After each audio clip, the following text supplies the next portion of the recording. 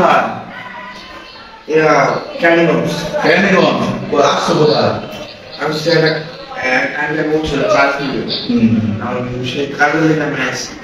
আচ্ছা আচ্ছা, মানে তোমার একজন লোকে তোমার বলছে যে আপনি আপনাকে আসেন, আপনি একটা কাজ করুন তোমার, সেটা বলছে তোমার, তুমি ওই অনুযায়ী না আসছো। এখন তার সাথে যোগাযোগ হয়েছে। আচ্ছা আচ্ছা, তুমি মানে আসার পথে বৃষ্টিতে ভিজার পরে তোমার কাছে যে কার্ডটা ছিল, ওই কার্ডটা বৃষ্টিতে ভিজে কার্ডটা নষ্ট হয়ে গেছে, যোগাযোগ করতে পারতেছো না। দুপুরে সকালে কিছু খাইছিল? দুপুরে খাওয়ানো তো যাক, দুপুরে খাওয়ানো তো এখন এরকম কাউকে তুমি চিনো কিনা? এরকম কাউকে তুমি চিনো না। এখন কি তোমার বাবা মা নাই?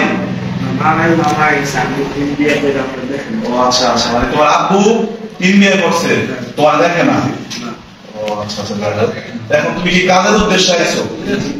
এখন এরকম কারো তো তুমি চিনো না, তোমার এখন মনে করো যে তোমার কেউ চিনে না, তোমার বাড়ি ঢাকা, এখন তোমার এরকম একটা রিস্ক নিয়ে কে তোমার কাজটা দিবে?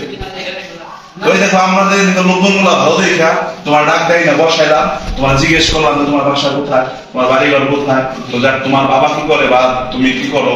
এখন তোমার কাছ থেকে কথা বলা তো শুনি, আমরা বুঝতে পারলাম যে না তুমি খুব অসহায়ের মধ্যে পড়ছো।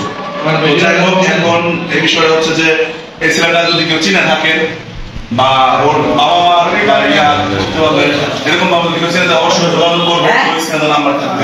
তোমার হলো যে নানা বাড়ি কোথায়? খুলনা। এখন কি তোমাদের নানা তোমার দেখে? মানে গেলে আমাদের লাগবে, মারা করবো না। ও আচ্ছা আচ্ছা, মানে তুমি গেলে তোমার রাখবে, মানা করবে না। মামা সাল্লাল্লাহু আলাইহি ওয়াসাল্লাম করতো।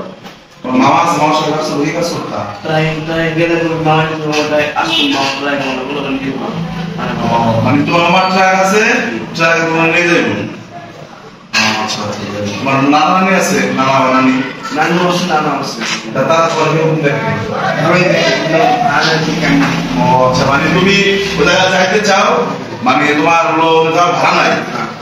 আচ্ছা আচ্ছা, তুমি এখন আছো বড়বাড়ি, মানে বিশ্বজাকের মন্দির আটরশি জায়গা আছো।